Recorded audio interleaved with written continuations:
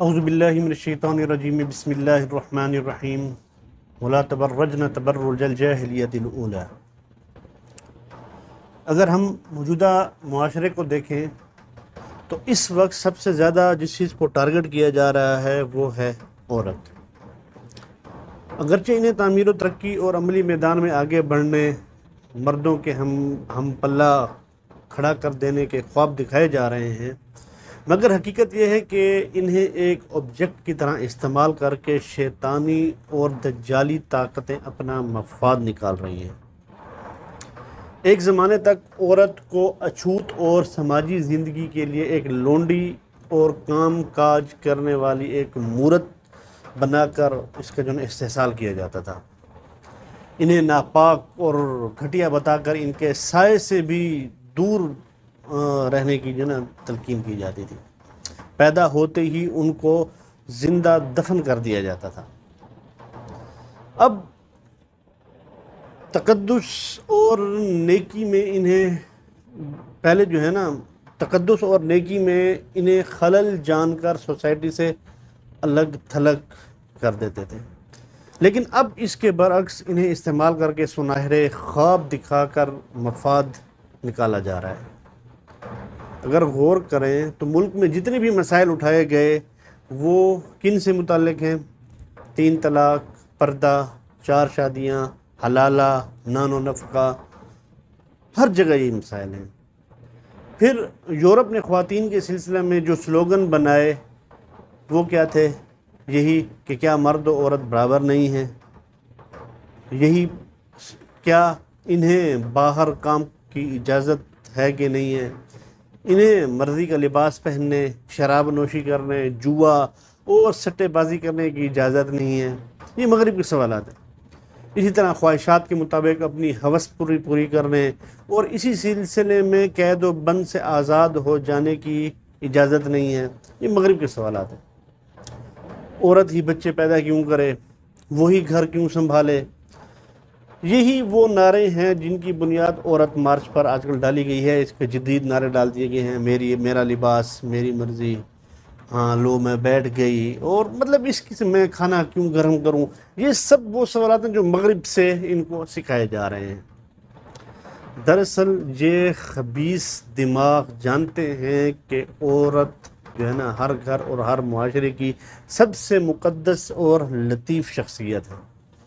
اسے اگر عریانی کا لباس پہنا دیا، فحاشیت و شیطانیت کا ہمنوا بنا دیا تو پھر پورا معاشرہ ان کے ہاتھوں کا وہ کھلونا ہے۔ اب دیکھیے کہ یورپ، امریکہ، رشیا، جرمنی، یہ جتنے بھی جیسے ممالک ہیں وہ کس رخ پر ہیں؟ ان کا سمت کس طرف ہے؟ ان کا معاشرتی ڈھانچہ برباد ہو چکا ہے۔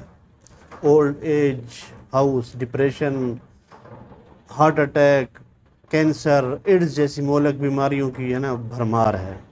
آئے دن خواتین کے ساتھ زنا بالجبر، قتل اور بیوی یا کسی بھی خاتون کو دوستی کے نام پر ایک مدت معینہ تک استعمال کر کے گھر چھوڑ دینے کے واقعات یہ سامنے مسلسل آتے جاتے رہتے ہیں۔ یہی حال اب ہمارے برصغیر پاکستان، ہندوستان، سری لنکا، انڈونیشیا کہہ رہا ہوں، بنگلہ دیش، یہ سب ہمارے جو آس پاس کے علاقے، اب یہی صورتحال ہے۔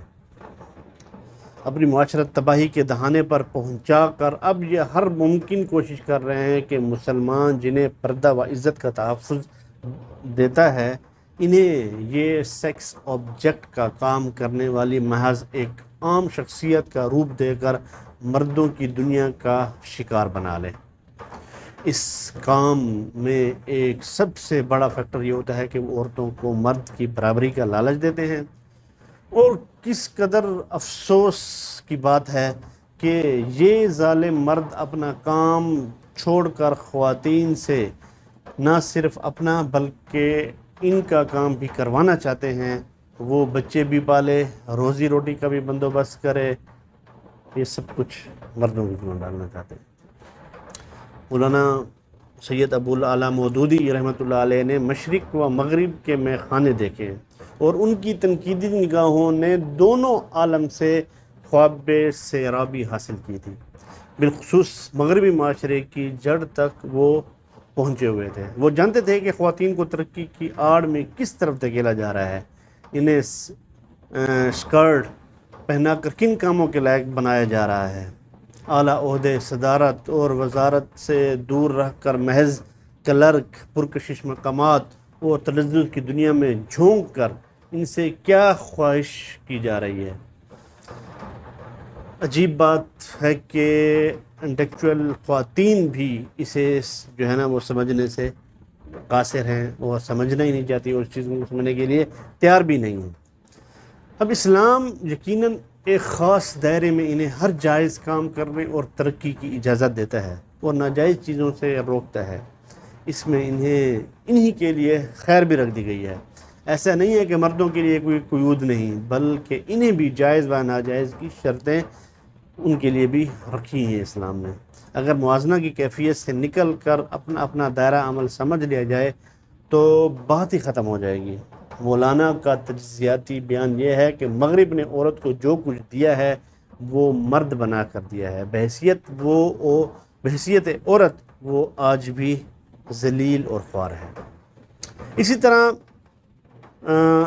مولانا عمار خان ناصر صاحب مشہور شخصیت ہیں، گوجرانوالہ والے، نصرت العلوم سے تعلق ہے، انہوں نے بھی ایک تحریر میں اہم نقطہ کی طرف جو ہے نا وہ بڑی زبردست توجہ دلوائی تھی۔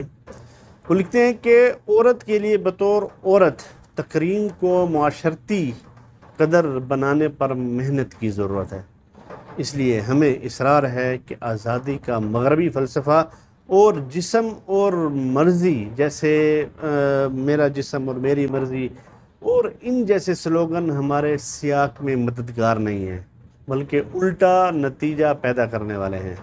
ان کا پیغام اور تاثیر عورت کی تکریم نہیں جو ایک اخلاقی احساس ہے، ان کا پیغام ایک طرف انفرادیت کے نفسی احساس اور صنفین کے مابین بیگانگی اور منافرت کو فروغ دینا ہے، اور دوسری طرف نسوانی جسم کو جن سے بازار بنانے میں سرمایہ دارانہ منڈی کو سہولت فراہم کرنا ہے تاکہ اس کی خرید و فروخت کرنے والے کسی اخلاقی ججمنٹ کا موضوع وہ جو ہے نا نہ بنائے جا سکے، اور آزادی کی قدر کے تحت ان کو قانونی اور سماجی تحفظ فراہم کیا جا سکے۔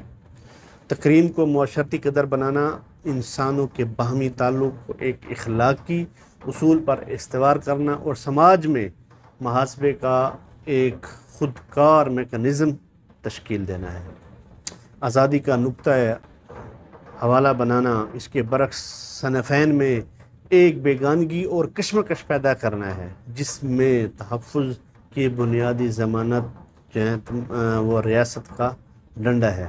جہاں ریاست یہ تحفظ فراہم کرنے کی پوزیشن میں نہ ہو وہاں عدم تحفظ کے مظاہر پر صرف لعن طعن ہو سکتا ہے، یا کچھ قوانین بنوا کر حصول طاقت کا نفسیاتی احساس پیدا کیا جا سکتا ہے۔